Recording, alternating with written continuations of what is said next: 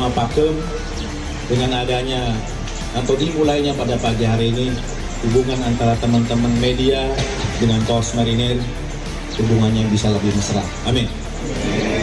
Paling tidak kalau ada berita yang beritanya mohon maaf bad news tentang Marinir, nanya dulu lah Pak Bambang, betul nggak itu lah kira-kira, jangan langsung dimuat karena ternyata berita itu tidak betul. Nah, orang sudah terekam dengan berita yang pertama. Teman-teman kan gampang tinggal ngerubah aja, mohon maaf gini ya, padahal yang pertama udah terekam, yang keduanya dia nggak sempat baca lagi, itu dianggap yang pertama yang dianggap benar. Kadang-kadang bad news jadi good news kan kira-kira gitu. Jadi mungkin karena kita saudara, kita teman, paling tidak nanya, Pak Bambang nggak bisa diangkat teleponnya, telepon saya langsung boleh, atau ke Wadan nggak boleh. Pak Wadan atau Komandan, betul nggak kemarin ada berita ini, katanya Marinir? Bukan Pak, itu gabungan, kan bisa begitu. Atau bukan Pak, ternyata itu mantan Marinir yang sudah dipecat, sudah disersi. Tapi kadang-kadang sudah disersi pun namanya tetap Marinir ke bawah-bawah. Nah ini karena saking solidnya di Korps Marinir ini, katanya tidak ada prajurit tua, tidak ada prajurit pensiun, yang ada prajurit mati. Jadi kadang-kadang sudah pensiun pun Marinir, padahal udah pensiun, udah sipil, udah tidak bergabung lagi di Korps. Nah ini mungkin sekilas ataupun saya sentil sedikit, mudah-mudahan gambaran ini, wawasan ini bisa mempererat hubungan kita. Saya tidak membatasi, silakan, tadi sudah dicatat nomor HP saya, bagi teman-teman boleh. Paling gampang kok, 0853 95 kali 882.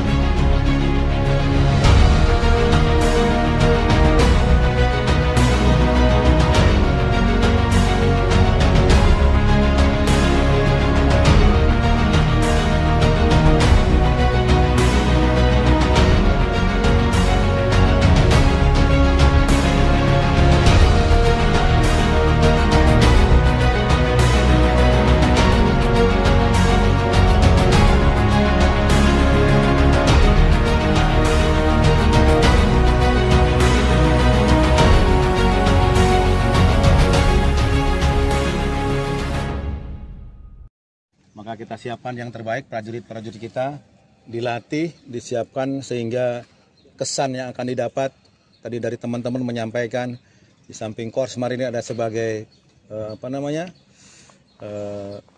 prajurit dari TNI AL sudah dideklar katanya Marinir sebagai ikon kan ya. Terima kasih.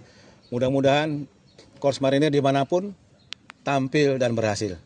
Seperti yang teman-teman tadi dilihat di sini, kita di samping menyiapkan IKN juga kita masih banyak menyiapkan penugasan-penugasan yang lain. Seperti contohnya di Papua juga kita ikut berpartisipasi, ada 1 batalion di sana dalam rangka menyelesaikan kasus di Papua. Pak, pasukan yang ke IKN itu berangkat kapan Pak?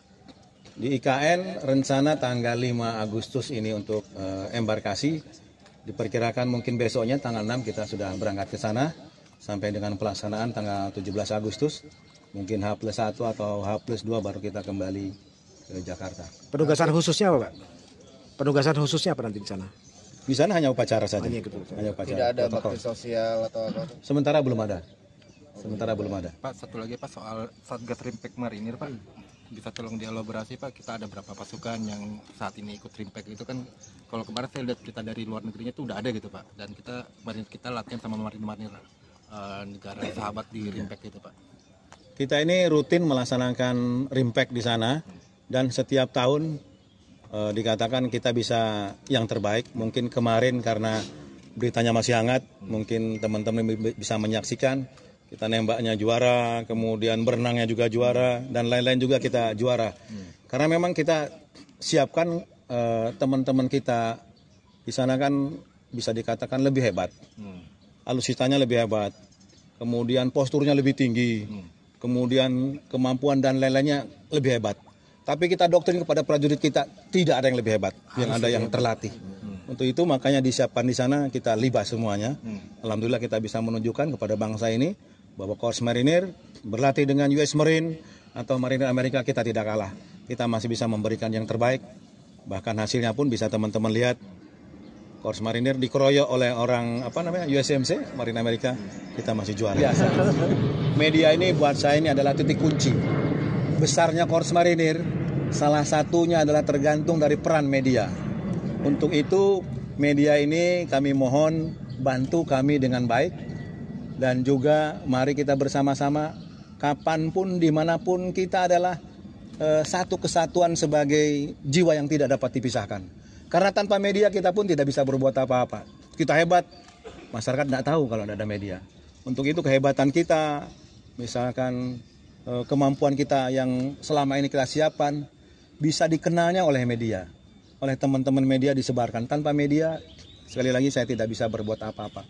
Untuk itu media adalah salah satu bagian terpenting dari kami yang tidak bisa kami lupakan. Maka pada pagi hari ini kami undang rekan-rekan dari media yang selama ini mungkin pakem. Sekali lagi, media adalah keluarga besar Korps Marinir.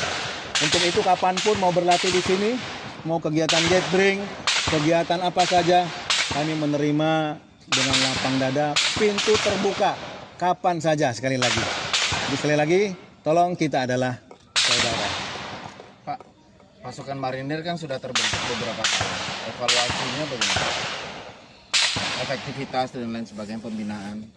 Untuk Korps Marinir memang betul kita sudah berdiri dari mulai 1945. Di sini ada pasang surut, naik turun, baik dari penugasan, olahraga, dan lain-lain. Memang di sini perlu adanya